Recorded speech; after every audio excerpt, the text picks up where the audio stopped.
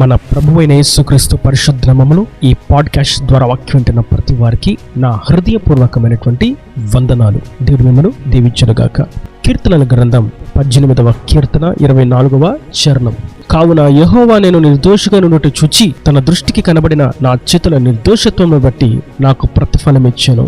ఇక్కడ మనం చూస్తున్నాం, నా చేతుల యొక్క నిర్దోషత్వమును బట్టి నాకు ప్రతిఫలము ఇచ్చాను, లేదా నాకు ప్రతిఫలం వచ్చాను, నేను ప్రతిఫలమును పొంది ఉన్నాను అనేటువంటి మాటను. మనం ప్రతిఫలాన్ని దేవుని యొద్ద నుండి పొందుకోదలిచిన ఎడల మన చేతులు నిర్దోషమైనవిగా ఉండాలి, మన క్రియలు మన భక్తి నిర్దోషమైనవిగా ఉండాలి, మన ఆరాధన నిర్దోషమైనదిగా ఉండాలి, మన కానుక నిర్దోషమైనదిగా ఉండాలి, మన అర్పణ నిర్దోషమైనదిగా ఉండాలి, మన హృదయము నిర్దోషమైనదిగా ఉండాలి. ఇలా మనం చూస్తున్నట్లయితే నిర్దోషమైనటువంటి ప్రవర్తన కలిగి ఉన్నప్పుడు దేవుడు దానికి ప్రతిఫలం ఇస్తాడు. ఆయన ఇచ్చేటువంటి ప్రతిఫలం ఎంతో శ్రేష్టమైనది, విశిష్టమైనది, విలువైనది, ఎన్నదగినది. ఈ ప్రతిఫలమును పొందుకోదలిచిన ఎడల మనం నిర్దోషులముగా నిలవబడవలసిన వారమై ఉన్నాము ఆయన సన్నిధిని. ఈ కీర్తనను గురించి మనం చూసినట్లయితే ఈ 18వ కీర్తనను దావీదు రచించి ఉన్నాడు. ఈ విషయాన్ని మనం చూస్తాం. ఈ కీర్తన ఎందుకని రచించాడు అన్నటువంటి విషయాన్ని కూడా మనం చూస్తాం.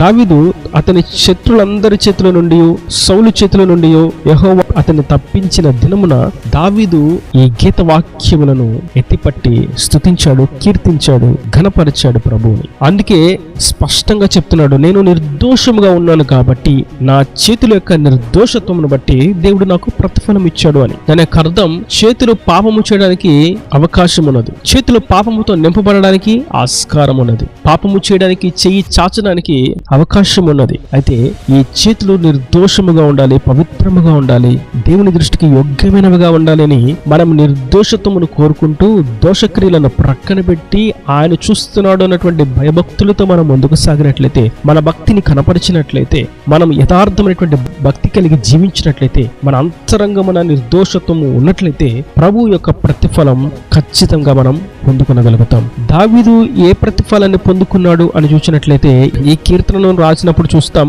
సౌలు చేతుల నుండి, శత్రుల యొక్క చేతుల నుండి దావీదు తప్పించబడ్డాడు. అవును, నేను నిర్దోషంగా ఉన్నాను ప్రభువా, నేను వారికి ఎటువంటి హాని చేయలేదు, వారి కొరకు నేను ప్రార్థిస్తున్నాను, వారి క్షేమాన్ని నేను కోరుకుంటున్నాను, వారికి కీడు నేను తలపెట్టలేదు, నేను కోరుకునేది సమాధానమే. ఆయనను నా నోటి నుండి మాట వచ్చిన తోడనే శత్రులు యుద్ధములకు సిద్ధమవుతున్నారు అని తన నిర్దోషత్వం బట్టి ప్రభువుకు ప్రార్థిస్తున్నాడు, ప్రభు మీద ఆనుకొని ఉన్నాడు, ప్రభువుకు విజ్ఞాపన చేస్తున్నాడు, ప్రభువును స్మరిస్తూ ఉన్నాడు. ఈ నిర్దోషమైనటువంటి క్రియలను ప్రభువు చూచి అతనికి ప్రతిఫలం ఇచ్చాడు. ఏ కీడు అతనికి దరికి చేరకుండా, ఏ శత్రు బాణము అతన్ని తాకకుండా, ఏ క్రూర మృగము అతని మీద పడకుండా, ఏ విపరీతమైనటువంటి క్రియకు అతను బానిస కాకుండా ప్రభు దావీదును తప్పిస్తూ వచ్చాడు. అందుకని ఈ మాట చెప్తున్నాడు, నేను నిర్దోషంగా ఉన్నాను కాబట్టి నేను ప్రతిఫలమును పొందుకున్నాను, క్షేమము అనేటువంటి ప్రతిఫలము. నేటి వాక్యం వింటున్నటువంటి నా ప్రియ సహోదరులారా, మనం శత్రువుల చేతుల నుండి తప్పించబడాలి అని తలంచినట్లయితే మనం మొట్టమొదట నిర్దోషంగా ఉండవలసిన వారమై ఉన్నాము. అది మన క్రియల చేతయే గాని, చేతుల క్రియల చేత గాని, నడవడిక చేతయే గాని, వస్త్రధారణ చేతయే గాని, హృదయ క్రియల చేతయే గాని, ఆలోచన క్రియల చేతయే గాని, మన ప్రాణాత్మదేహములను, చూపులు, తలంపుల ఆలోచనలను, నడక, పడక, వస్త్రధారణ, సంభాషణ, వీటన్నిటిలో కూడా మనం నిర్దోషముగా జీవించవలసిన వారమై ఉన్నాము. ఇంకను ఈ నిర్దోషంగా ఉండటం చేత కలిగేటువంటి ప్రతిఫలం ఏమై ఉన్నది? దావీదుని గురించి మనం చూస్తాం. దావీదు మొట్టమొదట క్షేమంగా ఉన్నాడు. ఇంకను దావీదు ఎక్కడికి యుద్ధానికి వెళ్ళినా కూడా వివేకంగా ప్రవర్తిస్తున్నాడు, శత్రులను సులువుగా ఓడిస్తున్నాడు, గొలియాతుని సైతం సులువుగా ఓడించగలిగాడు. కేవలం దావీదు నిర్దోషిగా ఉన్నందుచేత దేవుడు శత్రుల మీద జయముని ఇచ్చాడు. వివేకంగా ప్రవర్తించి ముందుకు సాగునట్లుగా వివేకాత్మను అనుగ్రహించారు. మనం నిర్దోషముగా ప్రవర్తించినట్లయితే మనలో వివేకాత్మను ప్రభు ఉంచుతాడు. ఆ వివేకమును బట్టి మనం ఈ లోకములో జ్ఞానయుక్తముగా జీవించగలుగుతాం, అపవాది తంత్రములను గమనించగలుగుతాం, వాటిని ఎదిరించగలుగుతాం, దేవుని చిత్తం ప్రతికూలమైనటువంటి పరిస్థితుల్లో కూడా తప్పిపోకుండా చేయగలుగుతాం. ఇది వివేకమును బట్టి మనకు కలిగేటువంటి, నిర్దోషత్వం వల్ల కలిగేటువంటి ప్రతిఫలం. ప్రతిఫలము. మరియు నిర్దోషత్వమును బట్టి దావీదుకి ఇంకా ఏం ప్రతిఫలం వచ్చింది? శత్రులను ఓడించగలిగాడు. ప్రతి వారు దావీదు పేరు వినగానే భయం పుట్టేటువంటి జయాన్ని దావీదు పొందుకున్నాడు. ఎంతమంది కానీ ఎంతటి వారే గాని దావీదు ఎదుట నిలువలేకుండా ఉన్నారు. కారణం, నిర్దోషముగా ఉన్నాడు కాబట్టి దేవుడు దావీదుకు శత్రువుల మీద జయమును ఇచ్చాడు. శత్రువులందరూ భయపడినట్లుగా చేశారు. ఇంకా ఇలా నిర్దోషతను బట్టి కలిగేటువంటి ప్రతిఫలమును మనం దావీదు జీవితంలో చూసినట్లయితే, దావీదు ఇంకా నిర్దోషంగా జీవిస్తున్నందుచేత దేవుడు దావీదుకి సింహాసనమును ఇచ్చారు. ఎవరిని మోసము చేయకయో, అబద్ధములు ఆడకయో, వ్యర్థమైనటువంటి మాటలు పలుకకయో, ముసలమ ముచ్చట్లకు అవకాశం ఇయ్యకయో, మోసము చేయకయో, వడ్డీ వ్యాపారాలను చేయకయో, అన్యాయము చేయకయో, న్యాయమును తప్పించకయో, అల్లరితో కూడినటువంటి ఆటపాటలకు అవకాశం ఇయ్యకయో, తగ్గింపుతో దీనత్వముతో దేవుని దృష్టిలో యథార్థంగా నీతిమత్వంతో జీవిస్తూ నిర్దోషిగా ఉన్నటువంటి దావీదుకి దేవుడు సింహాసనమును ఇచ్చాడు. ఇజ్రాయేలు యొక్క 12 గోత్రములను, లక్షలాది జనులను పాలించేటువంటి ఆ ఉన్నతమైనటువంటి సింహాసనం దావీదు పొందుకున్నాడు. ప్రతిఫలంగా అతని యొక్క నిర్దోషత్వముకు అతనికి వచ్చినటువంటి ప్రతిఫలం సింహాసనం. మరియు ఈ నిర్దోషత్వమును బట్టి ఇంకా ఎటువంటి ప్రతిఫలాన్ని పొందుకోవచ్చు అని చూసినట్లయితే దావీదు జీవితంలో మనం ఇంకా చూస్తాం.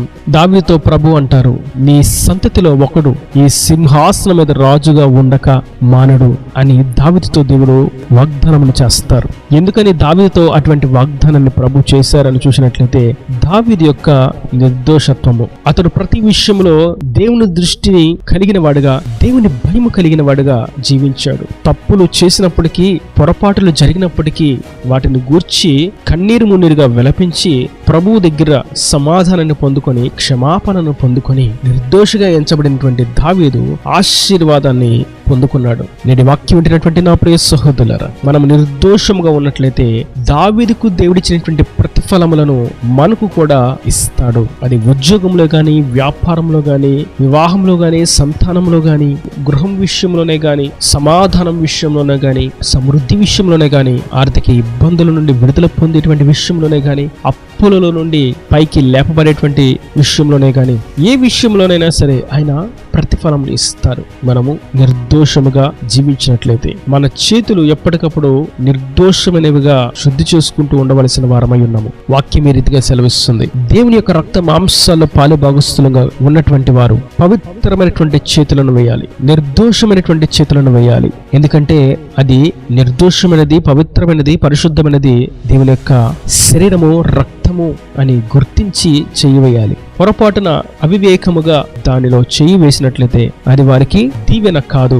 దీర్ఘకాలపు రోగాలతోనూ, బంధకాలతోనూ, ఇంకా జీవితాన్ని చాలించేటువంటి కోణంలోనూ అపవాదికి అవకాశం ఇచ్చినట్లుగా మార్చబడుతుంది. కనుక మన చేతులు నిర్దోషతోను బట్టి మనము ఆశీర్వదించబడతాము. అది ఆత్మ సంబంధమైనటువంటి ఆశీర్వాదాన్ని కూడా మనం పొందుకొనగలుగుతాం. దేవునికి రక్త మాంసాలు పాలి భాగస్వామైనప్పుడు ఆ నిర్దోషమైనటువంటి చేతులు మనం దానిలో వేసినప్పుడు అది మన జీవమునకు కారణంగా మార్చబడుతుంది. ఆయన నిత్యత్వంలోకి ప్రవేశించుటకు యోగ్యతను తీసుకుని వస్తుంది. కనుక ఈ వాక్యం ఉంటున్నటువంటి నా ప్రియ సహోదరులారా, మన చేతుల నిర్దోషత్వమును బట్టి ఆయన మనకు ప్రతిఫలం ఇస్తాడు.